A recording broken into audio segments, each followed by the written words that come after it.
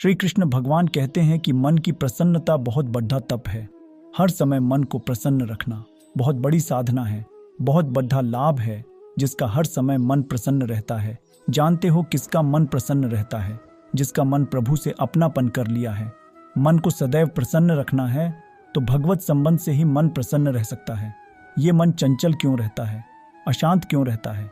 ये जितना विषयों का चिंतन करेगा, जितना नाशवान परिवर्तनशील वस्तु, व्यक्ति, स्थान का संबंध स्वीकार करेगा, उतने ही जलेगा, उतने ही अशांत रहेगा, उतने ही चंचल रहेगा। दागा शाम किरण तरफ जितना साफ वस्तु, व्यक्ति, स्थान का राग त्याग करेगा, उतना शांत हो जाएगा, उतने ही आनंदित हो जाएगा, उतने ही प्रसन्न हो जाएगा। मना प्रसाद। हाँ, यदि आप मन को प्रसन्न करना चाहते हैं तो किसी भी व्यक्ति, वस्तु, स्थान का इससे संबंध न रखने पावे। यह सावधानी रखना होता क्या है, वह ले चलो। मनोरंजन करते हैं कहाँ? किसी व्यक्ति में, किसी वस्तु में, किसी स्थान में, किसी द्रव्य में। होता क्या है? मनोरंजन होता नहीं। एक नई जलन, एक नई चिंता, एक नई कामना, एक नई वासना, एक नया फंसाव। चले थे आनंद लेने और फंस गए। हमारा मन प्रसाद। आहा, मन प्रसन्न कब होगा? बहुत ध्यान की बात है। भगवान करे आघात शांति अनंत राम। यदि आप शांति देना चाहते हो, अपने मन को आनंद देना चाहते हो, प्रसन्नता पाना चाहते हो, तो आप वस्तु, व्यक्ति, स्थान के संबंध से रहित कर दो। अपने मन को एकमात्र प्रभु के चरणों अरविंद में आप अपने मन को लगा दो। फिर आप देखें, आपका मन सदैव प्रसन्न रहेगा, क्योंकि प्रभु अविनाशी है। वस्तु, व्यक्ति, स्थान परिवर्तनशील है। वह एक रस प्रसन्न रह ही नहीं सकता। जिसका वस्तु, व्यक्ति, स्थान से संबंध है, नहीं रह सकता, क्योंकि वह एक रस नहीं है। तो मन कैसे एक रस होगा? वह विनाशी है, परिवर्तनशील है। मूल में दुख है, केवल ऊपर से सुखद दिखाई दे रहा है।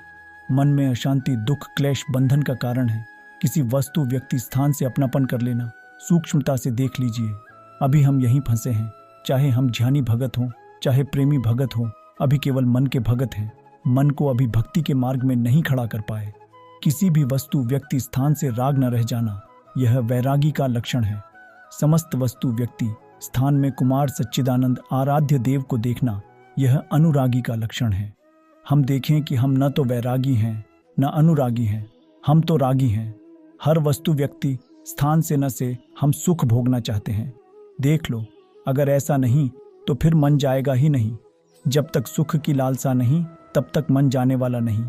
इसको जहाँ जहाँ सुख का मिलने का भाव है, वहीं वहीं जाता है।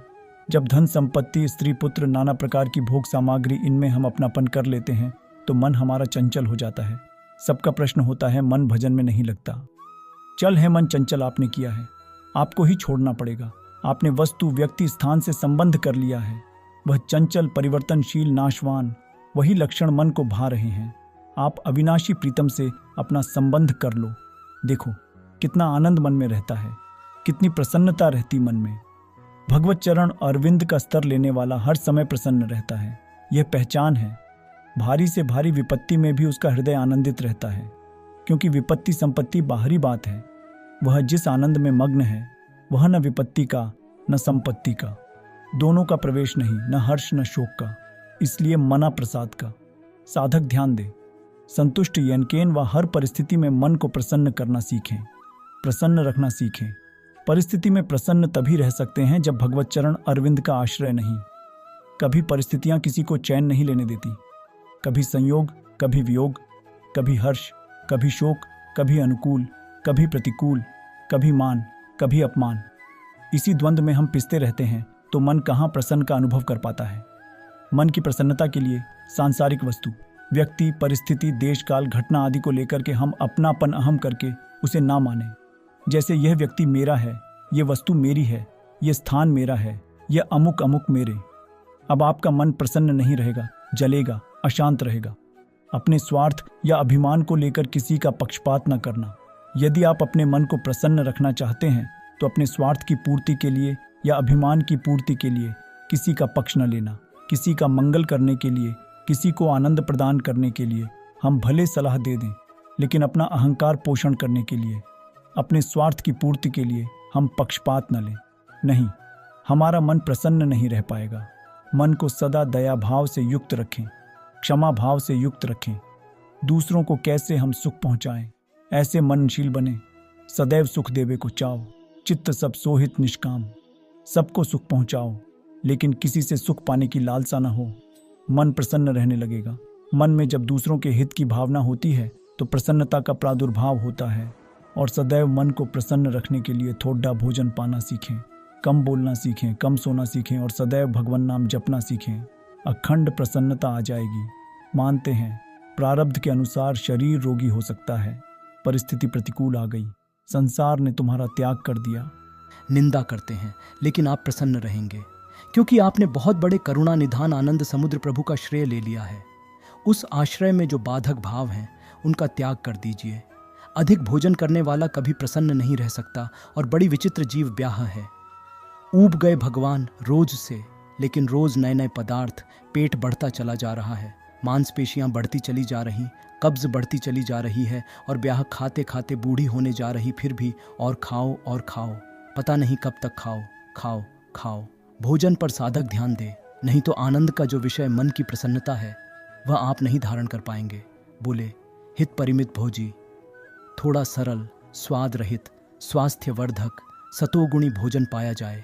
स्वाद रहित भोजन बहुत आवश्यक है, भजन मार्ग में बहुत आवश्यक।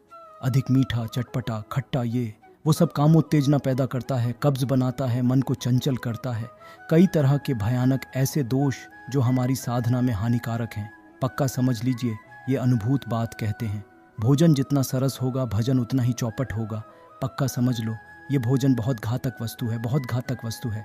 साधक इस बात पर ध्यान दें, ये भोजन हमें मारे डाल रहा है। हमारा जीवन भगवत प्राप्ति के लिए है और ये आज पा लिया वो पा लिया, ये गुलाब जामुन, ये लड्डू, ये बस बुद्धि में भी चिंता। भगवत चिंतन रहित और नाना प्रकार की वासनात्मक खेल की कामनाएं, कल्पनाएं, ये भोजन के कारण बहुत आवश्यक है। भोजन सुधारना, भोजन नींव है परमार्थ की। जैसा खाओ अन्न वैसा बन जाओ हिमशा। आपने मन से करो, दूसरों के कहने पर मत करो, नहीं तो आप बर्बाद हो जाओगे। इसलिए सोच समझ करो। जय श्री कृष्ण।